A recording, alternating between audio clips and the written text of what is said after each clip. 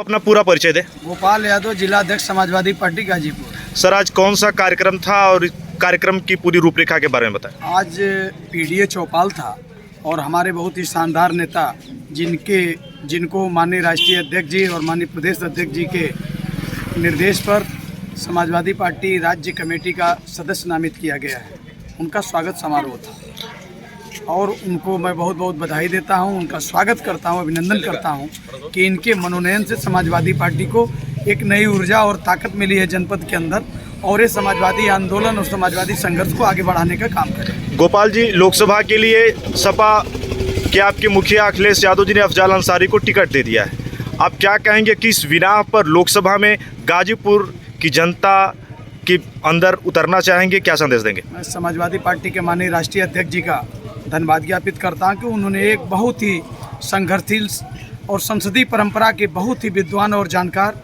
संघर्षों से पूरा लबरेज आम जन के संघर्ष करने वाले माननीय अफजाल अंसारी जी, जो गाजीपुर के वर्तमान सांसद हैं, उनको समाजवादी पार्टी का अधिकृत प्रत्याशी बनाया है।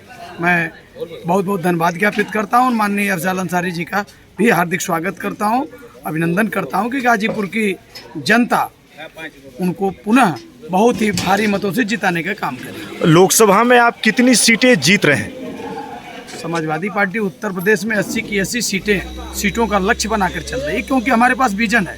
समाजवादी पार्टी केवल समाजवादी पार्टी नहीं, एक सिद्धांत है, एक विचारधारा है, एक आंदोलन है, एक संघर्ष का नाम समाजवादी पार्टी है, जो आम जन के लिए, गरीब के लिए, किसान के लिए लड़ने का काम करती है, सड़क से सदन तक, और अपनी बातों को बेबाक कहने का काम करती है। आज जो ये सरकार चल रही है, केंद्र की, प्रदेश की सरकार, हम आज गाँवों में जाकर आम जनता से सवाल करने के लिए कर रहे हैं कि जब ये बीजेपी के लोग दिखाई दें तो उनसे पूछो कि आपने कितना यूनिट उत्तर प्रदेश में बिजली उत्पादन करने का काम किया।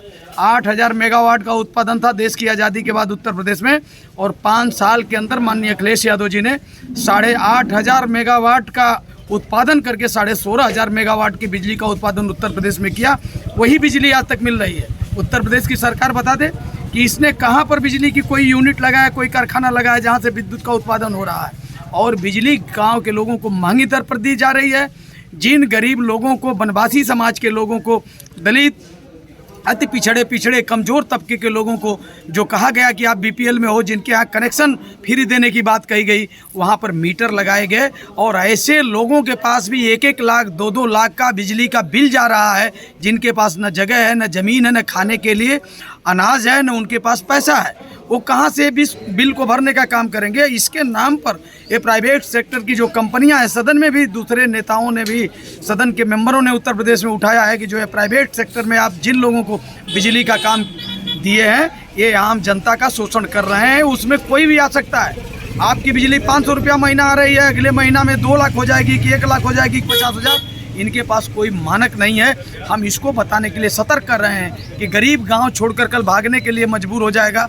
आप सचेत होइए, इस सरकार से सवाल करिए कि आपने फ्री का बिजली दिया था तो इतनी महंगी बिजली आप क्यों दे रहे हो? क्या मजबूरी आपके सामने है? हम इन सवालों को लेकर जा रहे हैं, हम किसान के सवाल को लेकर जा रहे हैं कि आप पूछिए किसान की, आप खाद को 10 किलो आपने कम कर दिया, क्यों कम किया? दाम उसका क्यों नहीं कम किया? गैस सिलेंडर की बात आप करते थे, लड़ाई उसकी लड़ते थे, आपने गरीबों को जो है कि फ्री में गैस सिलेंडर दिया, उसका दाम 400 से बढ़ाकर 1200 कर दिया, 1000 कर दिया। आपने डीजल का दाम बढ़ा दिया, पेट्रोल का दाम बढ़ा दिया। आप बताओ, पारदर्शिता नाम की इनके पास कोई चीज़ नहीं रही।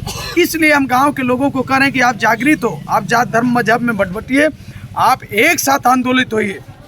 और समाजवादी पार्टी के माननीय राष्ट्रीय अध्यक्ष जी ने, जिन्होंने काम किया था, आज इजराइल में मजदूरों को ये भेज रहे हैं। उन्होंने श्रम योजना के तहत कहा था कि ये चूनाकली करने वाला हो, चाहे राजमिस्त्री हो, चाहे कुम्हार हो, चाहे खेतों में मेड़बंदी करने वाला हो, कोई मजदूरी करने वाला हो, चाहे मनरेगा का मजदूर हो, वो आवे, श्रम विभाग में रजिस्ट्रेशन करा ले। अगर कहीं दुर्घटना में उसका निधन हुआ तो उसे 5 लाख रुपया बीमा दी जाएगी। अगर वो उसके निधन के बाद उसकी पार्थिव शरीर के दाह संस्कार के लिए आज भी है कि अगर किसी का रजिस्ट्रेशन है तो 25,000 रुपया उसके अंतिम संस्कार के लिए। उसके बेटी की शादी अगर वो करना चाहता है तो बेटी की